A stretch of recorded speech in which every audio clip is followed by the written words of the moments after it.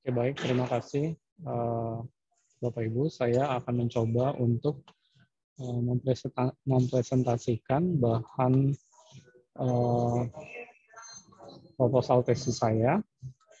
Berikut adalah proposal tesis yang akan saya ajukan dengan judul faktor-faktor yang mempengaruhi kepatuhan wajib pajak orang pribadi dengan sosialisasi perpajakan sebagai variabel moderating pada kantor pelayanan pajak di lingkungan Kanwil DJP Sumatera Utara 1. Nah, rumusan masalah dalam penelitian ini adalah bahwa rasio kepatuhan wajib pajak pada Kanwil DJP Sumatera Utara 1 masih mencapai 69,7% pada tahun 2020. Sementara tingkat kepatuhan wajib pajak secara nasional berada pada angka 74%. Hal ini menunjukkan bahwa tingkat kepatuhan wajib pajak di Kanwil DJP Sumatera Utara 1 belum mencapai target nasional yang telah ditetapkan. Nah, permasalahan yang diangkat adalah faktor-faktor apa yang mempengaruhi kepatuhan wajib pajak, baik itu meliputi kesadaran wajib pajak, pengetahuan perpajakan, sanksi perpajakan, pelayanan petugas pajak, lingkungan maupun sosialisasi perpajakan sebagai variabel moderatingnya. Nah, adapun pertanyaan dalam penelitian ini adalah, apakah kesadaran wajib pajak itu berpengaruh terhadap kepatuhan wajib pajak? Apakah pengetahuan perpajakan itu berpengaruh terhadap kepatuhan wajib pajak? Apakah sanksi perpajakan, pelayanan petugas pajak, dan lingkungan itu berpengaruh terhadap kepatuhan wajib pajak pada KPP yang ada di lingkungan Kanwil DJP Sumatera Utara 1? Kemudian, apakah sosialisasi perpajakan itu mampu memoderasi kesadaran wajib pajak terhadap kepatuhan wajib pajak?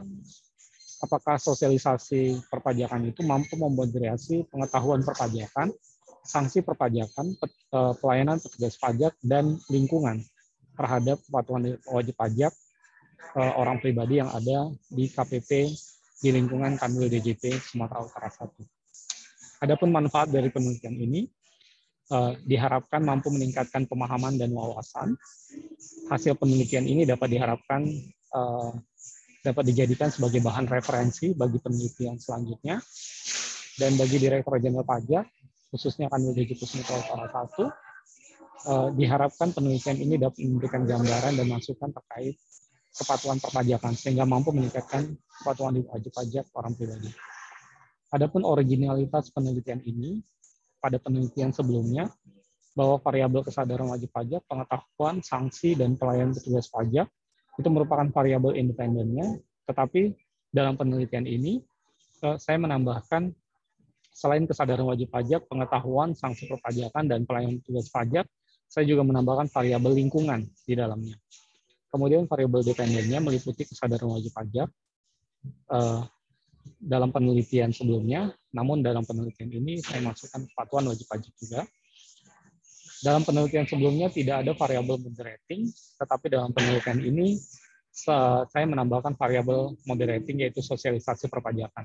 Penelitian sebelumnya yaitu tahun 2015, saya melakukan penelitian tahun 2021, jumlah pengamatan 550 pengamatan, dan tahun ini penelitian ini ada 100 pengamatan, lokasinya ada di Jabodetabek dan Bandung, sementara dalam penelitian ini ada di Medan, Binjai, Langkat, dan Deli Serdang.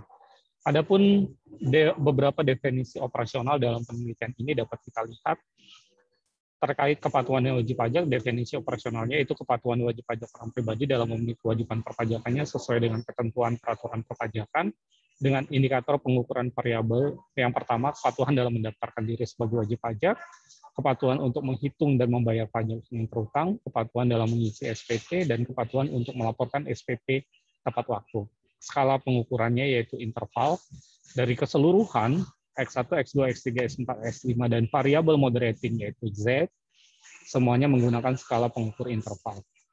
Nah, bagaimana kerangka penelitian? Jadi, kerangka penelitian dalam kerangka konsep dalam penelitian ini dapat kita lihat bahwa bagaimana kesadaran wajib pajak itu berpengaruh terhadap, apakah dia berpengaruh terhadap kepatuhan wajib pajak, apakah pengetahuan perpajakan dia berpengaruh terhadap kepatuhan wajib pajak, sanksi perpajakan, pelayanan petugas pajak, dan lingkungan, itu semuanya baik secara parsial maupun simultan, apakah dia berpengaruh terhadap kepatuhan wajib pajak? Dan apakah sosialisasi perpajakan ini mampu memoderasi kesadaran wajib pajak terhadap kepatuhan wajib pajak? Apakah sosialisasi perpajakan ini mampu memoderasi pengetahuan perpajakan terhadap kepatuhan wajib pajak? Apakah sosialisasi perpajakan mampu memoderasi sanksi perpajakan terhadap kepatuhan wajib pajak? Apakah sosialisasi perpajakan mampu memoderasi pelayanan petugas pajak terhadap kepatuhan wajib pajak? Dan apakah mampu memoderasi lingkungan terhadap kepatuhan wajib pajak? Nah,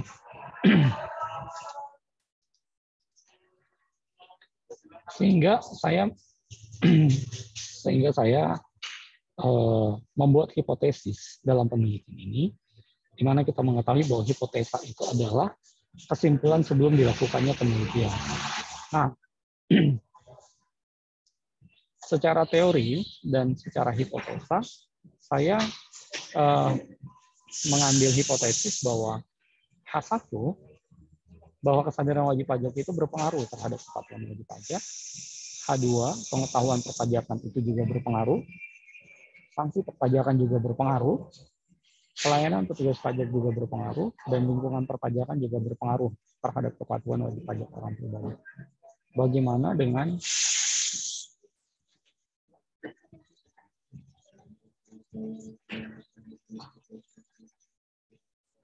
H6, sosialisasi perpajakan mampu memoderasi, kemudian sosialisasi perpajakan juga mampu memoderasi pengaruh kesadaran, pengetahuan perpajakan, sanksi perpajakan, dan pelayanan petugas pajak serta lingkungan terhadap kepatuhan wajib pajak orang pribadi. Adapun teknik analisis data yang saya gunakan dalam penelitian ini, yang pertama saya melakukan pengujian kualitas data dengan menggunakan 2 uji. Yang pertama uji reliabilitas, yang kedua uji validitas. Lalu saya melakukan uji asumsi klasik, terdiri atas 3 uji. Yang pertama uji normalitas, yang kedua uji multikolinearitas, yang ketiga uji heteroksidasitas. Sesudah itu saya melakukan uji determinasi, yaitu melakukan uji F, uji T, dan uji R-square. Nah, apa yang dimaksud dengan pengujian kualitas data? Pengujian kualitas data itu bertujuan untuk menguji apakah kuesioner reliable dan valid. Maka perlu dilakukan pengujian reliabilitas dan validitas. Nah, uji reliabilitas dikatakan reliable, suatu penelitian itu dikatakan reliable apabila handal dan jika jawaban seorang terhadap pertanyaannya selalu konsisten atau stabil dari waktu ke waktu. Dan dapat dilihat dari nilai Cronbach alpha pada aplikasi SPSS lebih besar dari 0,6. Lalu pada uji validitas, saya menggunakan bertujuan untuk mengukur apakah kuesioner itu valid atau tidak. Ketentuan dalam pengujian validitas ini memiliki syarat R hitung harus lebih besar daripada R tabel. Nah, setelah saya melakukan uji reliabilitas dan validitas, saya melakukan uji asumsi klasik. Uji asumsi klasik saya lakukan terhadap 3 uji. Yang pertama uji normalitas, bertujuan untuk menguji apakah dalam model regresi, variabel pengganggu atau residual memiliki distribusi normal atau tidak. Syaratnya, nilai probability atau Kolmogorov-Smirnov Z-nya haruslah lebih besar dari 0,05. Yang kedua, uji multikolinearitas, bertujuan untuk menguji apakah dalam model regresi ditemukan adanya korelasi antara variabel bebas terhadap variabel terikat dengan syarat nilai toleransinya lebih besar dari 0,1 atau nilai EIF-nya lebih kecil dari 10. Yang ketiga, melakukan uji heteroksidasitas. Tujuan dari pengujian heteroksidasitas itu yaitu ingin menguji apakah dalam model regresi terjadi ketidaksamaan varians dari residual suatu pengamatan ke pengamatan yang lain. Nah, yang ketiga, melakukan uji kesesuaian atau hipotesa. Nah, uji hipotesa ini ada 3. Yang pertama uji F, bertujuan untuk melihat seberapa besar pengaruh variabel bebas secara bersama-sama terhadap variabel terikat. Syaratnya F itu harus lebih besar dari F tabel, atau P value-nya harus lebih kecil dari alfa sebesar 0,05. Lalu yang kedua, melakukan uji T. Tujuannya untuk mengetahui apakah pengaruh setiap variabel itu nyata atau tidak. Syaratnya T hitung harus lebih besar dari T tabel dan P-value-nya harus lebih kecil dari alfa sebesar 0,05. Lalu yang ketiga, melakukan uji R-square untuk mengetahui seberapa besar pengaruh variabel bebas terhadap hasil penelitian. Itu saja yang bisa saya paparkan. Saya mohon koreksi, masukan untuk perbaikan proposal penelitian ini ke depan. Sekian dan terima kasih.